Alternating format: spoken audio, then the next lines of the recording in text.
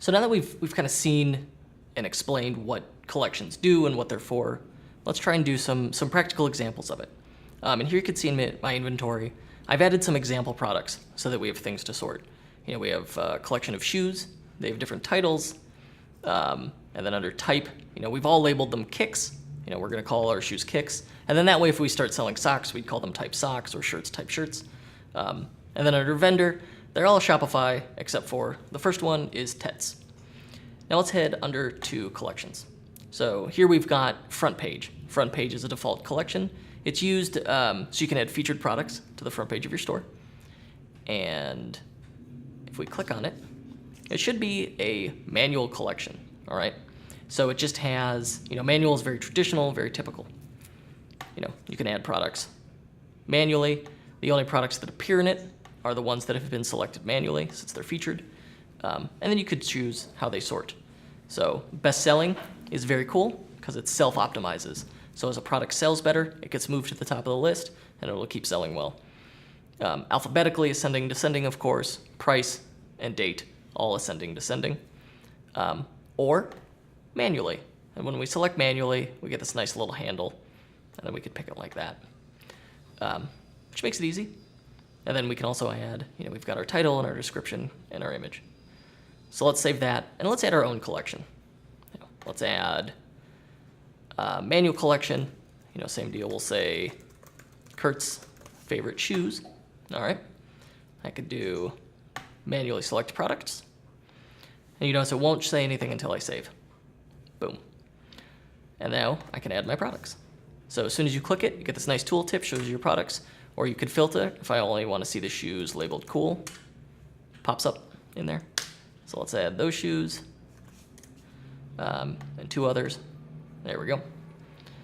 So you can see it's Ajax, it's dynamic, it's fast, it's very easy. It's super easy for clients to use, super easy for you to use. Description, this makes it very easy to make landing pages. You can add your title, add your description. So you could say, hey, gift guide for, men's shoes gift guide for 2015. Add your title, your description, a nice image if the theme supports it, put your products in there, and you've got a landing page. And then, again, set it to best selling, and we've got a self-optimizing landing page. So, that's very, very traditional, very typical, how you'd expect collections to work in here. But there's a smarter, better way to do it. So let's add another collection. And for this, we'll say shoes, shoes under $200. And down here, say our favorite sneakers under $200. All right. Actually, we'll say our favorite kicks under $200. Conditions, automatically is the default. And then we have products must match all conditions, any condition. So since we've said it's for shoes under 200, we've got a couple different variables we could pick here. Title, type, vendor, price, tag. Tags are a nice way really to be able to sort products in collections or for customers to see if you display it in the collection. But for the most part, I use them just to get fancy, easier sorting.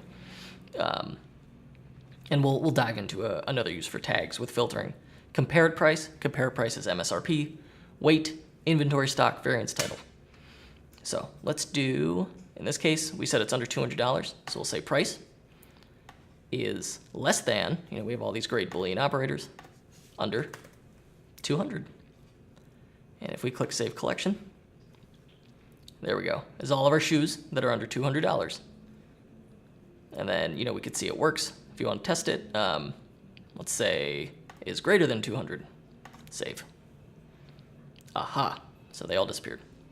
So let's go back to is less than. And let's figure out the difference between all or any condition. So let's add, we've got product title. We'll change to contains.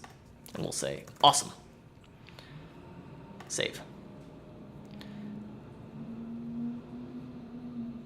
It's less than 200. Product title contains awesome. Must match all conditions. So what's going on here is it's only going to show the shoes that are titled awesome and are less than $200. Versus if we switched it to any condition and hit save, It's going to list all our shoes because all are under 200 and one says awesome. So that's the difference there. And you can make these, you can make yourself crazy, but you could make them pretty complicated and granular. But the advantage here, again, is it's automatic. So you don't have to be manually adding products to every single collection. And that's helpful as you get into, sorting things different ways, depending on how people shop. So you could do, if you were selling shirts, you might want to group it by gender, men's versus women's, but then also do it by collection. So you could say, the type of shirt, you could say short sleeve versus long sleeve, and the same product would appear in multiple categories. And you don't want to have to be, every time you update the inventory, trying to remember to add this to multiple collections. And collections, automatic collections makes all that possible. And then of course we could sort here. But let's take a look at how that looks on our live site. Shows there's the collection's title, the collection's description, products appear. And then this theme is nice. It supports showing these sort filters. They don't all do that, but it defaults to the one we've shown here. But yeah, just play with collections, try it. There's lots of different ways to sort it.